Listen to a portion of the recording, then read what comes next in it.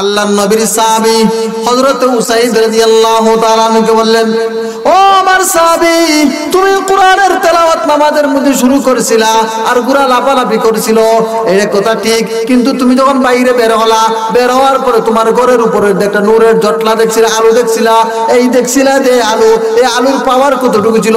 বলে আমার সারা ঘর সারা এলাকা মোহিত হয়ে গিয়েছিল। আল্লাহর নবী বলেন, আরে উসাইদ, তুমি যে সময় নামাজের মধ্যে কোরআন তেলাওয়াত শুরু করে দিলা, সূরা ফাতিহা পড়ার পরে সূরা বাকারা যখন শুরু করলা, একদল ফেরেশতা এসে তোমার কোরআন তেলাওয়াত শোনার জন্য তোমার ঘরের উপরের মধ্যে বসেছিল। কোরআন তেলাওয়াত করতেছো, এইজন্য তোমার ঘরের উপরের যে নূরের জটলা দিছিল ফেরেশতার দল। হে উসাইদ, তুমি যদি ফজর পর্যন্ত তেলাওয়াত করতা, তাহলে মদিনার মানুষেরা ফেরেশতাদের দলকে ফজরের পর দেখতে পাইল না। কোরআন তেলাওয়াতের বরকত আছে নি? বলেন না, কোরআন তেলাওয়াতের বরকত আছে। তা আমাদের মুসলমানের ঘরে কোরআনের তেলাওয়াত নাই? আছে? নাই, উঠে গেছে, উঠে গেছে কোরআনের তেলাওয়াত। নবীজি বলেছেন কোরআনের তেলাওয়াত করলে পরে লাভ হয় কি? অন্তরের ময়লা মরিচিকা দূর হয়। কি দূর হয়? অন্তরের ময়লা দূর হয়, মরিচিকা দূর হয় অন্তরের। এই জন্য কোরআনের তেলাওয়াত প্রত্যেকটা করে চাই, প্রত্যেকটা করে কোরআনের তেলাওয়াত জারি হইতো। কোরআনের তেলাওয়াত জারি হয় তাহলে ফায়দা আছে। প্রাথমিক শিক্ষা কোরআন শিক্ষা করেন, এরপর আপনি যে কোনো লাইনে পড়ার সমস্যা নেই। যেন কবি বলেন, ছেলে মেয়েকে কোরআন শিখাও ও হে মুসলমান, ছেলে মেয়েকে কোরআন শিখাও ও হে মুসলমান, জান কবজের সময় তোমার হইবে রে আসান, জান কবজের সময় তোমার হইবে রে আসান। এজন্য আল্লাহ তাআলা বলেন, হে নবী, উতলু মা উহিয়া ইলাইকা মিনাল কিতাব, ওহীর মাধ্যমে যে কিতাব নাজিল করেছি তা তেলাওয়াত করুন। যে নামাজ পড়তে হলে কোরআন তেলাওয়াত লাগবে, কোরআন তেলাওয়াত ছাড়া নামাজ হবে না। এজন্য আল্লাহ তাআলা বলেন কোরআনের তেলাওয়াত করুন। আয়াতের দ্বিতীয় অংশে আল্লাহ বলেছেন, উতলু মা উহিয়া ইলাইকা মিনাল কিতাব ওয়া আকিমিস সালাহ ইন্নাস সালাতা তানহা আনিল ফাহশাই ওয়াল মুনকার। আল্লাহ প্রথম অংশ বলেছেন কোরআনের তেলাওয়াতের কথা, দ্বিতীয় অংশ বলেছেন আকিমিস সালাহ, নামাজ কায়েম করো, নামাজ কায়েম করো, নামাজ প্রতিষ্ঠা করো। নামাজ যদি প্রতিষ্ঠা করো তাহলে লাভ হবে কি? নামাজের দ্বারা দুনিয়া তো ফায়দা হবে, পরকালে ফায়দা হবে, কিন্তু আমরা ফায়দা পাই না। কারণ কি? নামাজের মতো নামাজ হয় না। নামাজ পড়লে পরে গুনাহ থেকে বাঁচতে পারি না। নামাজ এমন একটা ইবাদত, যে ইবাদতটি আল্লাহ সুবহানাহু ওয়া তাআলা নবীকে মেরাজের রজনীতে দাওয়াত নিয়ে দিয়েছিলেন। যেহেতু সময় কম, যেন সংক্ষেপে বলতেছি। জিবরাইলের মাধ্যমে আল্লাহ তাআলা ইসলামের বিধিবিধান নাজিল করেছেন, কোরআন নাজিল করেছেন জিবরাইলের মাধ্যমে, ওহীর মাধ্যমে। কিন্তু নামাজ আল্লাহ সুবহানাহু ওয়া তাআলা নবীজিকে দাওয়াত দিয়া নিয়েছেন। আল্লাহ তাআলা দাওয়াত দিয়া নেওয়ার পরে নবীজির কাছে নামাজ দিয়েছেন। যা বলেন তো দেখি, দাওয়াত দিয়া যদি কেউ না কোনো একটা জিনিস দেয়, এটার মূল্য বেশি না মাধ্যমে বাড়ায় যেটা যে জিনিস, এটার মূল্য বেশি? দাওয়াতের মূল্য বেশি। দাওয়াত দিয়া যে জিনিস মানুষ নিয়ে আপনাকে উপহার দেয়, এটার মূল্য বেশি। আল্লাহ সুবহানাহু ওয়া তাআলা নবীজিকে মেরাজের রজনীতে দাওয়াত দিয়েছেন। দাওয়াত দেওয়ার পরে আল্লাহর সাথে কুশল বিনিময় হয়েছে, কথাবার্তা হয়েছে, হওয়ার পরে আল্লাহ সুবহানাহু ওয়া তাআলা নবীজিকে 50 ওয়াক্ত নামাজ দিয়েছেন, আমরা সবাই জানি। আর বলে দিয়েছেন নবী তোমার উম্মতরে 50 ওয়াক্ত নামাজ দিলাম। তো মূসা নবীর কাছে আসার পরে কমাইতে 45 ওয়াক্ত কমাইয়া 5 ওয়াক্ত দিলেন।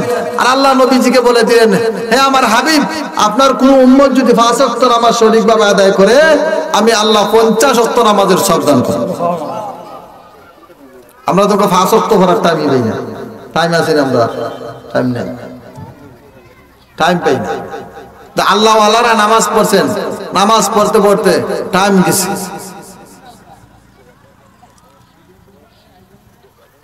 আল্লাহর কলি সাবিতে বুনানি রাহমাতুল্লাহি আলাইহি উনি দোয়া করতেন, আল্লাহ কবরে যদি নামাজ পড়ার ব্যবস্থা করে দাও তাহলে আমারে কবরে নামাজ পড়ার ব্যবস্থা করে দিও।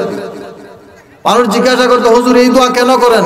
বলে এই দোয়া এই জন্য করি যে কবরে নামাজ ছাড়া সময় কেমনে কাটবে, নামাজ ছাড়া সময় কেমনে কাটবে। ওনার ইন্তেকালের পরে ওনারে একজনে কি দেখলো, স্বপ্নে দেখলো। স্বপ্নে দেখার পরে ওনাকে জিজ্ঞাসা করলো, ও আল্লাহর ওলি, আপনি তো সব সময় দোয়া করতেন যে আল্লাহ কবরে যদি নামাজের ব্যবস্থা করে দেয় করে আমারে দিও। আল্লাহ কি ব্যবস্থা করে দিছেন? আল্লাহ তাআলা এই ব্যবস্থা করে দিয়েছেন, আমি কবরের ভিতরে নামাজ পড়ে সময় কাটাইতেছি।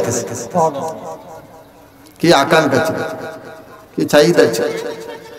হযরত হাজী আমদাদুল্লাহ মুহাজিরে মক্কি রাহমাতুল্লাহি আলাইহিকে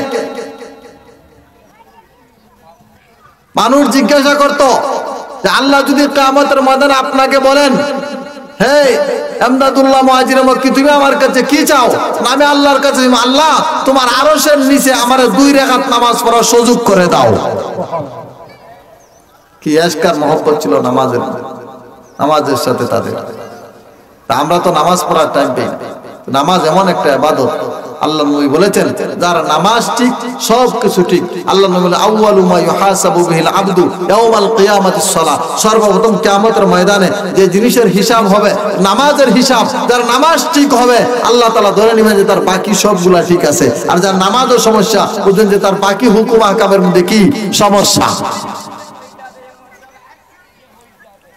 এজন্য আল্লাহ তাআলা বলেন, কি বলেন? আকিমিস সালাহ ইন্নাস সালাতা তানহা আনিল ফাহশাই ওয়াল মুনকার। আল্লাহ বলেন আকিমিস সালাহ, নামাজ প্রতিষ্ঠা করো, নামাজ কায়েম করো।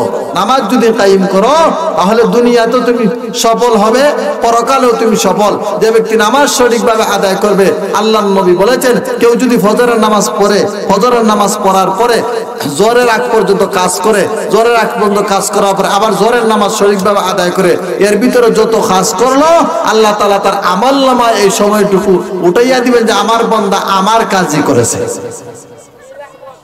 কেউ যদি ফজরের নামাজ আর এশার নামাজ জামাতের সাথে পড়ে, সারা রাত ঘুমাইলো, ঘুমানোর পরেও আল্লাহ তাআলা তার আমলনামায় ইবাদত হিসাবে এই সারা রাতটা উঠাইয়া দিবেন।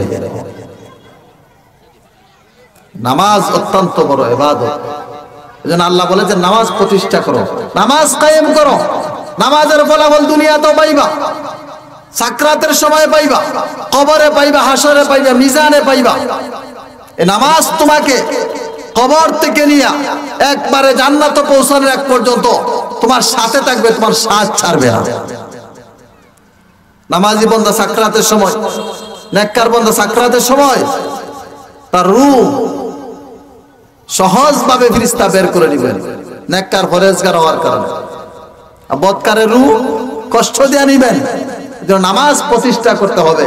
নামাজ যদি প্রতিষ্ঠা না করি তাহলে কি হবে? আমাদের জীবন বিফল হবে, আফসোস করতে হবে। আফসোস করে কোনো লাভ হবে না। এই জন্য সঠিক টাইমে নামাজ আদায় করতে হবে। আল্লাহ বলেন নামাজ প্রতিষ্ঠা করো, নামাজ কায়েম করো। নামাজ কায়েম করলে কি হবে? আল্লাহ তাআলা গুনাহ থেকে বাঁচার তৌফিক দেবেন। আল্লাহ বলেন উতলু মা উহিয়া ইলাইকা মিনাল কিতাব ওয়া আকিমিস সালাহ ইন্নাস সালাতা তানহা আনিল ফাহশাই ওয়াল মুনকার। আল্লাহ বলে নামাজ প্রতিষ্ঠা করো, যে নামাজ প্রতিষ্ঠা করো তাহলে লাভ হবে কি, ইন্নাস সালাতা তানহা আনিল ফাহশাই ওয়াল মুনকার, নামাজ তোমাকে অশ্লীল কাজ থেকে, বেহায়াপনা কাজ থেকে, গুনাহ থেকে বাঁচার তৌফিক দান করবে। আমরা তো নামাজ পড়ি ঠিকই, কিন্তু গুনাহ থেকে আমরা বাঁচতে পারি না। এর কারণ কি? নামাজ প্রতিষ্ঠা আমরা করতাম, নামাজ পড়ি, কিন্তু নামাজ পড়লে সুদ থেকে বাঁচতে পারি না, নামাজ পড়লে ঘুষ থেকে বাঁচতে পারি না, নামাজ পড়লে জুলুম থেকে বাঁচতে পারি না। কারণ কি? আমাদের নামাজ সঠিক হয় না, এই জন্য আমরা নামাজ পড়লে পরও গুনাহ থেকে বাঁচতাম পারি না। এখন আসুন, নামাজ যদি আমরা সঠিকভাবে পড়ি তাহলে গুনাহ থেকে অবশ্যই বাঁচা যাবে। আকিমিস সালাহ, নামাজ প্রতিষ্ঠা করো। নামাজের মধ্যে তিনটি জিনিস আছে, এই তিনটি জিনিস অনুযায়ী যদি নামাজ পড়ি, পুরুষেরা যখন তিনটি জিনিস পালন করে নামাজ পড়ে, অবশ্যই তাকে নামাজ গুনাহ থেকে বাঁচিয়ে রাখবে, অবশ্যই সে গুনাহ থেকে বিরত থাকতে পারবে। আর মহিলারা দুইটি কাজ করবে, মহিলারা যদি দুইটি কাজ করে তাহলে অবশ্যই সে গুনাহ থেকে বাঁচতে পারবে। মুফাসসিরিনে কেরাম তাফসীরের কিতাবের মধ্যে লিখেছেন, নামাজের বাহিরে এবং ভিতরের যে জিনিসগুলো আছে এগুলা অবশ্যই আদায় করতে হবে। নামাজ প্রতিষ্ঠার এক নাম্বার হলো জামাতের সাথে নামাজ পড়ো, এটি হলো পুরুষের জন্য, জামাতের সাথে নামাজ পড়ো, নামাজ প্রতিষ্ঠা করো। দুই নাম্বার হইলো জাহিরি যত জিনিস আছে, জাহিরি জিনিস কিনা, শরীর পাক, কাপড় পাক, নামাজের জায়গা পাক, এইগুলা সঠিক করে নামাজ পড়ো, খুশু খুজুর সাথে নামাজ পড়ো। তাহলে এক নাম্বার কাজ হইলো জামাতের সাথে নামাজ পড়ো। দুই নম্বর হইলো জাহিরি যে জিনিসগুলো আছে এগুলা সহি করে শুদ্ধ করে নামাজ পড়ো। বাতিনি যে জিনিস আছে এইগুলা যদি তুমি বাতিনি জিনিসগুলো যদি ঠিক করে নামাজ পড়ো, অবশ্যই তোমার নামাজে গুনাহ থেকে বাঁচিয়ে রাখবে। পুরুষ যখন এক নাম্বার হলো আকিমিস সালাহ, জামাতের সাথে নামাজ পড়ো, নামাজ প্রতিষ্ঠা করো, জামাতের সাথে নামাজ পড়ো। দুই নাম্বার হইলো জাহিরি যে জিনিসগুলো আছে, শরীর পাক, কাপড় পাক, নামাজের জায়গা পাক, এগুলাকে কি করো, পবিত্র করে নামাজে দাঁড়াও।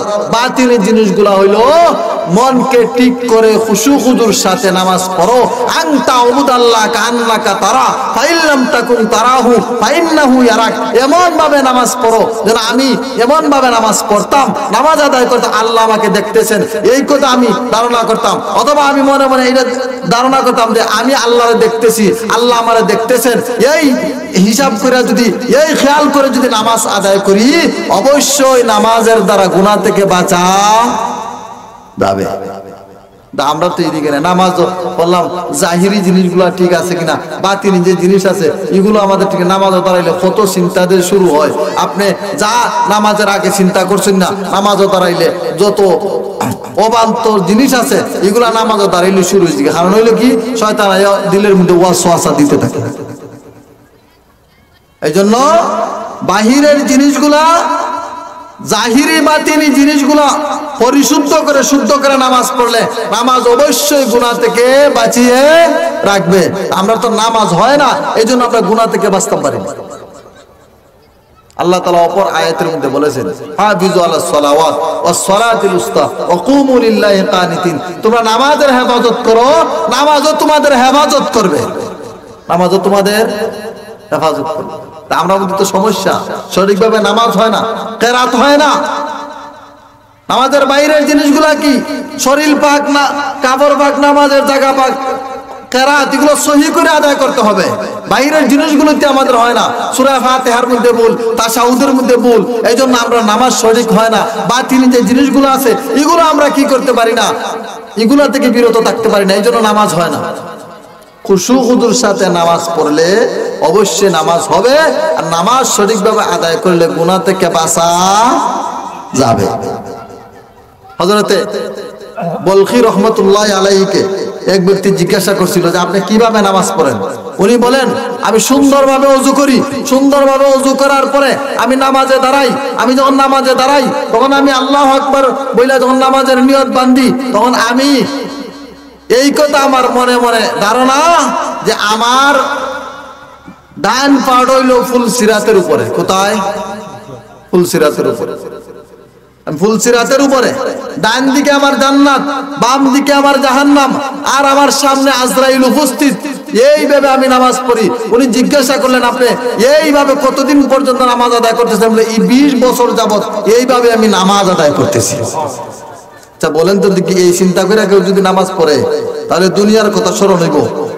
হইতো না, দুনিয়ার কথা স্মরণ হবে না।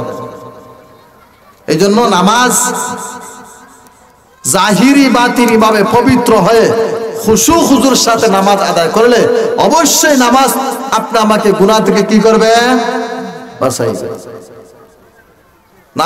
মুমিনরা হলো সফল কাম, নামাজিরা সফল কাম।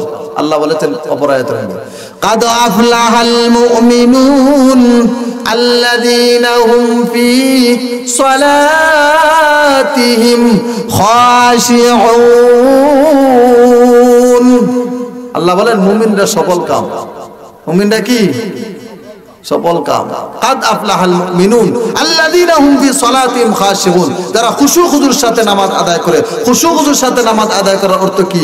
আমার মনকে স্থির করে, আল্লাহ আমাকে দেখতেছেন, আমি নামাজ পড়তেছি। এই আয়াতের ব্যাখ্যা মুফাসসিরিন ইকরাম লিখেছেন, বান্দা যখন আল্লাহু আকবার বলে নামাজের মধ্যে দাঁড়ায় আর দুনিয়ার চিন্তা বাদ দেয়, জাহিরি বাতিনি ভাবে পবিত্র হইয়া একমাত্র আল্লাহর সামনে দাঁড়ায়, দুনিয়ার সব কিছু বাদ দিয়া আল্লাহর সামনে দাঁড়ায়। আল্লাহর নবী বলেছেন, আল্লাহ এবং বান্দার মধ্যে যত পর্দা আছে সব পর্দা আল্লাহ তাআলা সরাইয়া দেন। জাহিরি বাতিনি ভাবে পবিত্র হইয়া যদি নামাজ পড়ি, নামাজ প্রতিষ্ঠা করি, নামাজ কায়েম করি, তাহলে নামাজ অবশ্যই আমার গুনাহ থেকে বাঁচাইবে। এজন্য পুরুষদের জন্য 3টা সবক। 1 নম্বর হলো জামাতের সাথে নামাজ আদায় করো। 2 নম্বর হলো জাহিরি যে জিনিসগুলো আছে এগুলা তুমি পবিত্র করো। 3 নম্বর হলো বাতিনি যে জিনিস আছে খুশু খুজুর সাথে মনকে স্থির করে, আল্লাহর সামনে আমি দণ্ডমান হয়েছি, আল্লাহর সামনে দণ্ডমান হয়েছি, আল্লাহ তাআলা আমাকে দেখতেছেন, এই কথা ভেবে যখন একজন মুসলমান নামাজ আদায় করবে, আল্লাহর নবী বলেছে তার নামাজ সঠিক হবে। নামাজ যখন সঠিক হবে তখন ওই ব্যক্তি গুনাহ থেকে বাঁচা থাকার তৌফিক হবে। আরো লিখেছেন যে গুনাহ থেকে বান্দা কিভাবে বাঁচবো, আরো লিখেছেন যে যতক্ষণ পর্যন্ত বান্দা নামাজের মধ্যে থাকে এতক্ষণ পর্যন্ত তত গুনাহ থেকে বাঁচা থাকে না। মসজিদের ভিতরে গেলে গুনাহ করে না। এর ব্যাখ্যা মুফাসসিরিন ইকরাম অনেকে লিখেছেন যে যতক্ষণ পর্যন্ত বান্দা মসজিদের ভিতরে অথবা ঘরের ভিতরে নামাজে থাকে ততক্ষণ পর্যন্ত সে গুনাহ থেকে বাঁচা থাকে কিনা? আমরা নামাজ হয় না, কিন্তু সমস্যা। নামাজ পড়ে সুদ খায়, নামাজ পড়ে ঘুষ খায়, নামাজ পড়ে দুর্নীতি করে। কারণ কি? নামাজ তো হয় না। নামাজে দাঁড়াইয়া বিভিন্ন চিন্তা করে, নামাজের যে হক আছে এগুলো হক আদায় করে নামাজ পড়ে না। এই জন্য আমরা গুনাহ থেকে বাঁচতে পারি না। নামাজের হক যদি সঠিকভাবে আদায় করি তাহলে অবশ্যই আল্লাহ বলেছেন, আল্লাহর কথা 100% সঠিক। আল্লাহ বলেছেন ইন্নাস সালাতা তানহা আনিল ফাহশাই ওয়াল মুনকার, নিশ্চয়ই নামাজ মানুষকে অহেতুক কাজ থেকে, অশ্লীল কাজ থেকে, গুনাহ থেকে বাঁচিয়ে রাখবে। নামাজ হয় না, নামাজ পড়ে দুর্নীতি করে না। এই যে বাংলাদেশ থেকে একদল বাইকা গেছে রাজনীতি করিয়া, নামাজও পড়তো দুর্নীতি করতো। নামাজ তো পড়তো মানুষের দেখানির জন্য। ইজাত মুসল্লি আমরা সমাজে নাই, তখন বুড়া হয়ে গেছি গা, নামাজ ও মসজিদও যায়, অনেক আছে নামাজ দেখাইবার লাগি। মানুষ বুড়া হইয়া নামাজ পড়ছেন, আল্লাহর রাজি খুশি করে নামাজ পড়ে। রাজনীতিবিদরা দেখবেন যে সময় কি হয়, নির্বাচন হয়, তখন দেখবেন টুপি লাগাইয়া নামাজের মধ্যে যাইব, তাফসীর মাহফিলে যাইব। আর ফাঁস হইলে পরে কি হয়, তারা তাফসীর মাহফিলে দেওয়া না যায় না, মসজিদে দেখা যায় না। কারণ কি? সে আল্লাহর রাজি খুশি করালে নামাজ পড়তেছে না। তো এই জন্য এদের দ্বারা দুর্নীতি বেশি হয়। কারণ কি? এদের দ্বারা দুর্নীতি হওয়ার কারণ হইলো এরা আল্লাহকে রাজি খুশি করার জন্য নামাজ পড়ে নাই। এই জন্য যে মানুষ নামাজ পড়ে সুদ খায় তার নামাজ হয় না, যে মানুষ নামাজ পড়ে ঘুষ খায় তার নামাজ হয় না। যদি সঠিকভাবে নামাজের হক আদায় করে নামাজ আদায় করে তাহলে অবশ্যই তাকে নামাজ অনার্থক কাজ থেকে, গুনার কাজ থেকে বাঁচিয়ে রাখবে। আল্লাহ যেন আমাদের সকলকে আজকের আলোচনা থেকে শিক্ষা গ্রহণ করার তৌফিক দান করেন। আমিন। ওয়া আখিরু দাওয়ানা আলহামদুলিল্লাহি রাব্বিল আলামিন। আসসালামু আলাইকুম।